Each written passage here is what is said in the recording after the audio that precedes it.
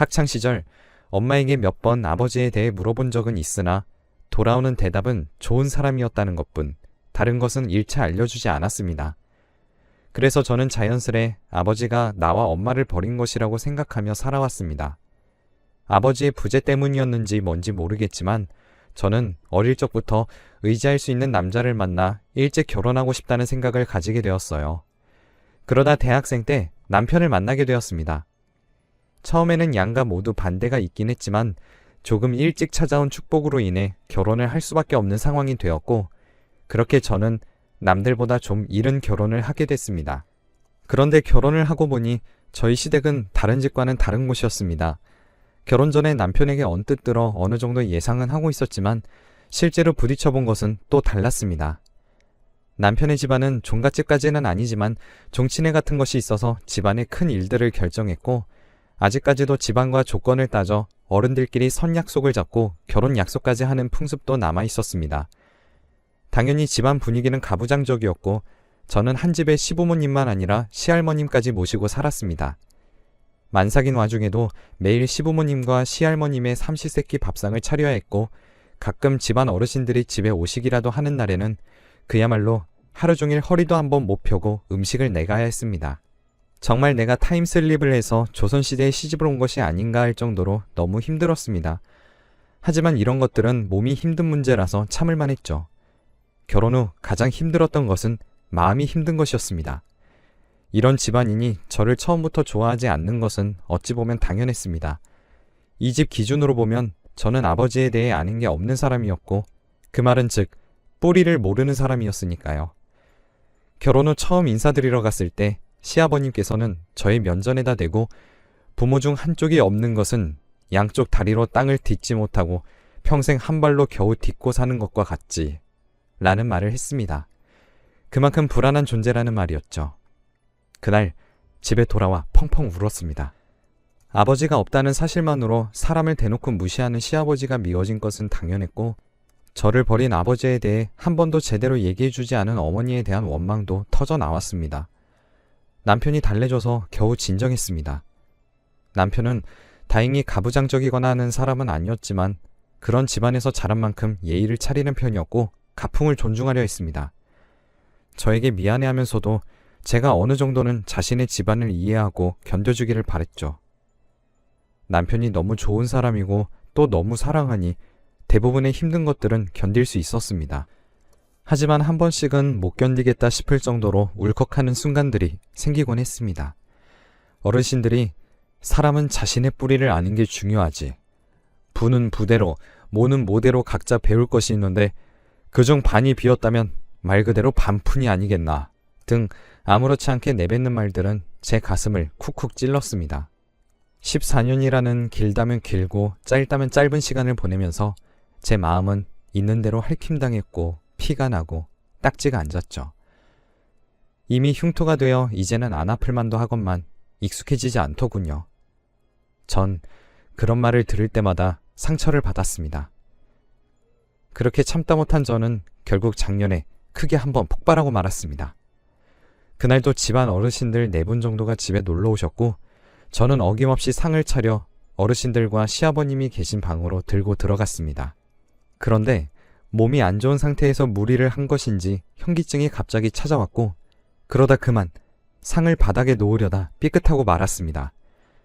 다행히 상이 엎어지거나 하지는 않았지만 상 위에 있던 고구마와 김치가 방바닥으로 떨어졌습니다. 저는 매우 놀라 어르신들과 아버님께 연신 고개를 숙인 뒤 걸레를 가지고 와 떨어진 김치 조각을 훔치고는 접시를 가지고 방을 나서는 제 등 뒤에서 어르신 중 한 분이 으이그 쯧쯧 집에서 배운 게 없으니 저러지 어휴 라고 하는 말을 듣게 되었죠. 그 말을 듣자 걸레를 쥐고 있던 손에 힘이 꽉 들어갔습니다. 아니 대체 이 일과 내 가정교육이 무슨 상관이 있지? 내가 아버지가 없어서 고구마랑 김치를 쏟았다는 건가?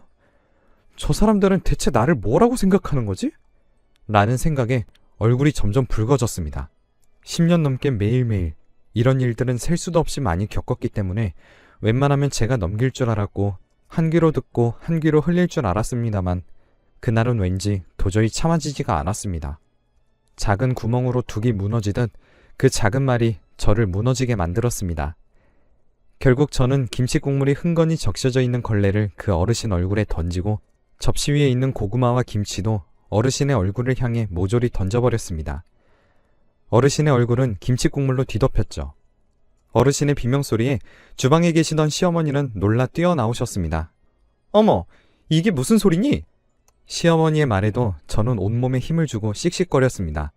시아버지는 저를 보며 집안에 어른들이 있는데 이게 무슨 소란이냐? 너희 어미가 그렇게 가르치디? 라고 했고 그 말에 이미 땅에 떨어져 있던 김치국물이 흥건한 걸레를 주어 다시 시아버지의 얼굴에 던져버렸습니다. 시아버지의 얼굴과 부딪히자 걸레 안에 있던 김치들이 바닥에 흩뿌려졌습니다. 10년 넘는 세월 동안 이런 적 없던 제가 이렇게 행동하자 시부모님과 어르신들은 놀라 눈이 커지셨습니다. 저는 시아버님과 어르신들이 있는 쪽을 보고 말했습니다. 14년입니다. 14년이라고요. 아버님, 대체 언제까지 그런 얘기로 저를 깎아내리실 생각이세요? 대체 제가 뭘 그렇게 잘못했습니까? 아버지 없이 자란 게 제 잘못입니까? 아버님도 제 남편도 제 아이들도 순전히 운이 좋아서 양쪽 부모 다 있는 환경에서 큰 거잖아요. 자기가 잘나서 그런 게 아니잖아요. 부모가 없는 사람들은 뭐 다 죽어야 합니까? 자신의 잘못도 아닌데 평생 속죄라도 해야 하나요? 제가 우리 아버지한테 버려달라 요청했습니까? 아버지가 없어서 힘든 건 저예요. 아버님이 화내시고 못마땅할 이유가 전혀 없다고요. 그러니까 그만 좀 하세요. 제가 속에 있는 말을 퍼붓자 시어머니는 하얗게 질린 표정으로 저에게 달려오시고선 제 팔을 붙잡으셨습니다. 너 이게 무슨 짓이니? 어서 아버님께 사과드리지 못해? 저는 그런 시어머니의 손을 뿌리쳤습니다. 어이가 없어서. 사과는 어머님, 아버님, 그리고 어르신들이 저한테 하셔야죠. 뚫린 게 다 입이 아니듯 뱉는다고 다 말이 아니잖아요? 시아버님은 뒷목을 잡으셨고 어르신들과 어머님이 비틀거리는 아버님을 부축했습니다. 나가! 당장 이 집에서 나가! 시아버지가 소리쳤고 저는 예, 나가드리죠. 나갈 테니 마음에 꼭 맞는 며느리 찾아서 오순도순 잘 지내보세요. 라고 얘기하고는 방으로 들어가 가방을 싸기 시작했습니다. 가방을 싸는 내내 눈에서 눈물이 펑펑 쏟아졌습니다. 하지만 짐을 챙기는 손은 주저함이 없었습니다.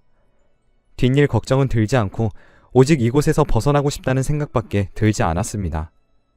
그리고 남편과 아이들이 회사와 학교를 간 시간이라 지금 이 자리에 없는 것이 오히려 다행이라고 생각했습니다. 그렇게 겉옷을 챙겨 입고 짐을 챙겨 방 밖으로 나오자 소파에 앉아있는 시아버님, 어르신들, 그리고 시아버님의 어깨와 뒷목을 주무르고 계시는 시어머니가 보였습니다. 저는 거실을 지나 곧장 현관으로 향했습니다. 네 몸만 나가! 시집 올 때도 빈몸으로 온 주제에 뭘 저렇게 바리바리 챙겼어! 두고 가! 역시 저희 아버님은 이런 상황에서도 상처를 주시는 분이었습니다. 저는 아버님의 말을 무시하고 신발을 신고 집을 나왔습니다. 하지만 막상 집을 나오니 갈 데가 없었어요. 엄마 집으로 가자니 걱정하실 게 뻔하고 고된 시집살이로 놀 틈도 없이 집안에 틀어박혀서 집안일만 해댔으니 주변에 친구도 지인도 남아있을 턱이 없었죠.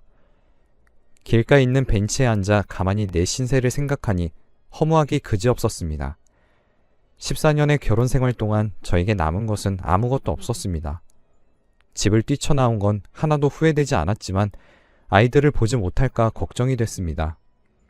저는 가지고 있던 얼마 되지 않는 현금으로 근처에 모텔방을 잡았습니다. 남편은 퇴근 후 모든 상황을 알았는지 제 폰으로 전화를 하기 시작했습니다. 아이들도 전화며 문자며 계속 보내왔죠. 남편과 아이들만 생각하면 이보다 더한 것도 참을 수 있을 것 같았습니다. 그래서 참아왔던 거죠. 하지만 그날 마지막으로 저를 잡고 있던 이성의 끈이 모두 끊어져 더 이상은 주체를 할 수가 없었습니다. 남편은 밤새도록 전화를 했고 결국 저는 전화를 받고 남편을 만나러 갔습니다.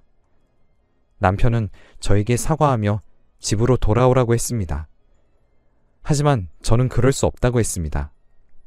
한참 생각하던 남편은 자신이 방법을 찾아볼 테니 일단은 지금 지내는 곳에 잘 있으라고 하고 집으로 돌아가더군요.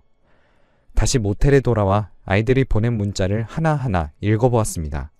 결국 그날 남편과 시부모님 사이에도 언쟁이 있었던 것 같았습니다. 저는 아이들에게 걱정하지 말라고 문자를 보냈습니다. 며칠 뒤 남편은 저와 살 집을 구해 집을 나왔습니다.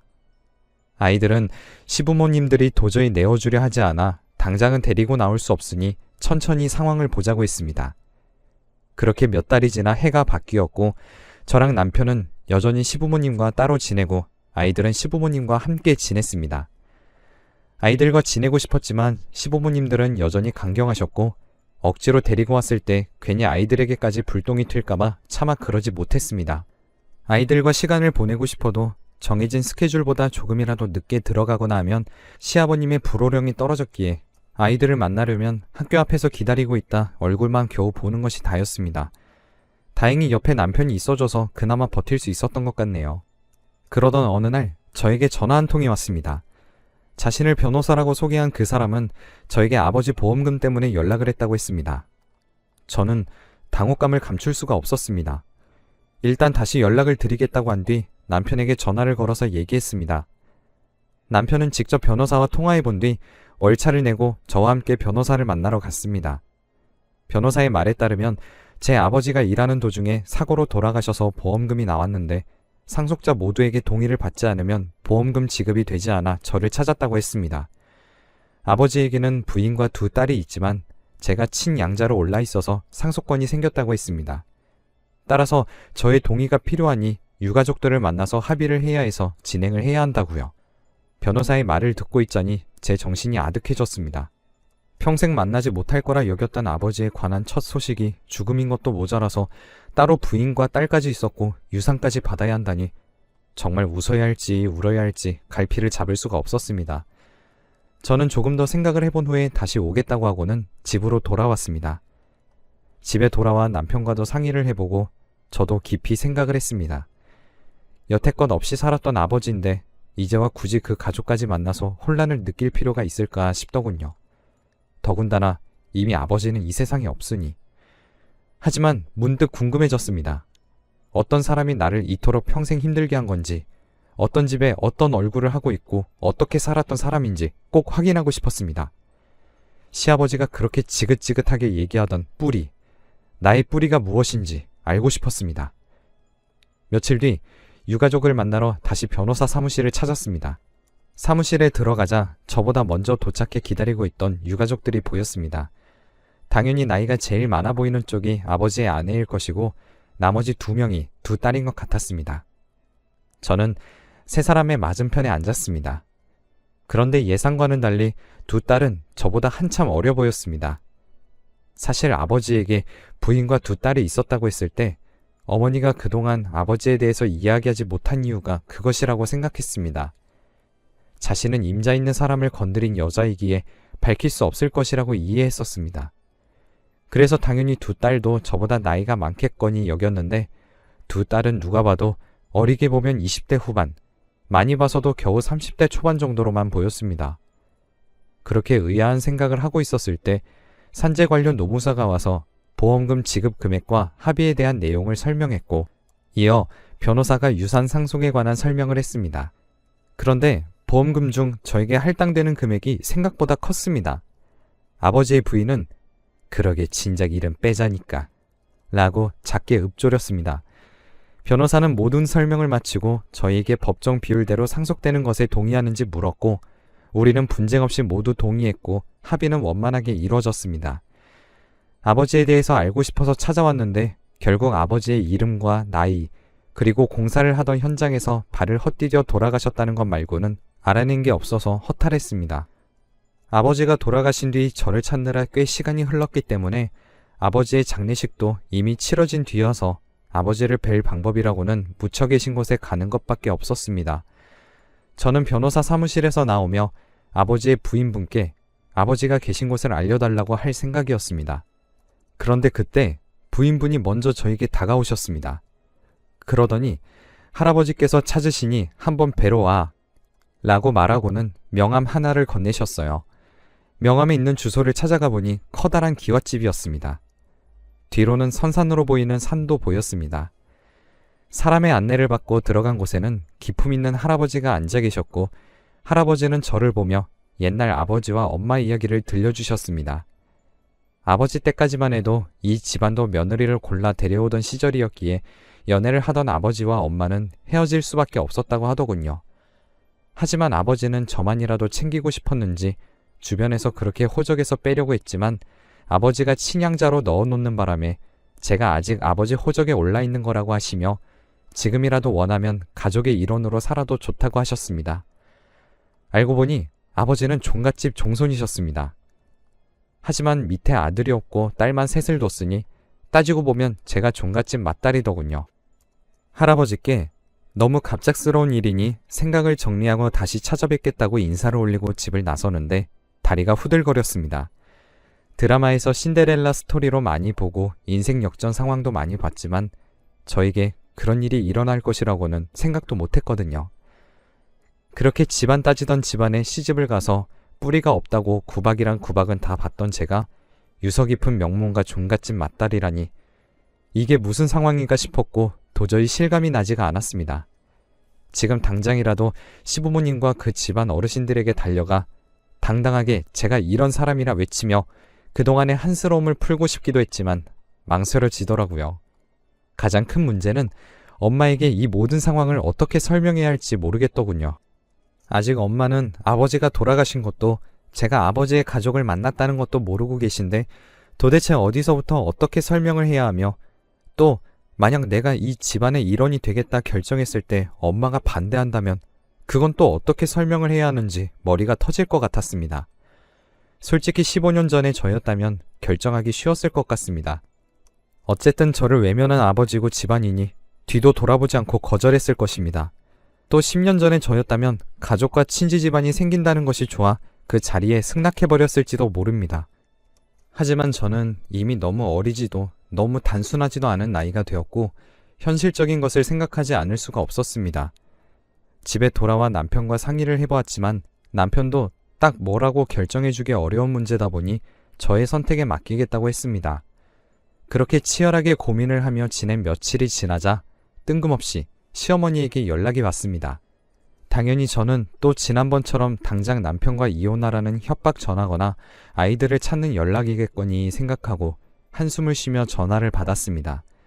그런데 무슨 일인지 얘야 하고 부르는 시어머니의 목소리가 한없이 부드럽더군요. 결혼 생활 동안 한 번도 들어본 적이 없는 목소리에 순간 소름이 쫙 끼쳤습니다. 시어머니는 저에게 시아버님이 꼭 뵙고 싶어 하니 집에 한번 오라는 말을 전했습니다.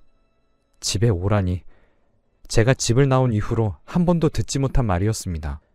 의아했지만 평소와 너무나 다른 시어머니의 태도에 문득 호기심이 생겨 집에서 나온 지 몇 달 만에 처음으로 집으로 향했습니다. 현관에서 저를 맞아주는 시어머니의 얼굴엔 전에는 없던 온화한 미소가 가득했습니다. 그리고 방에서 아버님을 뵈었을 때는 더 기함할 수밖에 없었습니다. 아버님이 제게 여태 미안했다고 사과하셨기 때문이죠. 그러면서 아이들이 엄마 아빠 없이 얼마나 외롭고 힘들겠냐며 돌아오라고 하더군요. 저는 너무나 의아했지만 생각해보겠다고 대답하고 나오려고 했어요.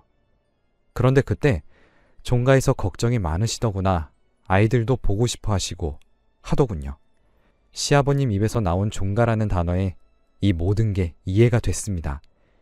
집안끼리의 네트워크가 작동해 제 소식이 이미 전해진 것 같았습니다. 저는 너무 어이가 없어 헛웃음이 나왔습니다. 그렇게 시부모님 집을 나와 저희 집으로 돌아왔고 아직도 저는 고민에 빠져 있습니다. 저는 아직도 제가 어떻게 해야 하는지 모르겠어요. 지금 그 집안의 일원이 되면 시댁에서도 인정받고 살며 남편과 아이들도 보고 살 수 있지만 맏딸이라는 역할을 해내야 하고 또 어머니도 설득시켜야 하고 시댁 식구들을 계속 보고 살아야 할 것입니다. 거절한다면 편히 살 수는 있겠지만 지금 상황에서 나아지는 게 없겠죠. 너무 답답한 마을에 글로나마 제 사정을 풀어봤습니다. 긴 글 읽어주셔서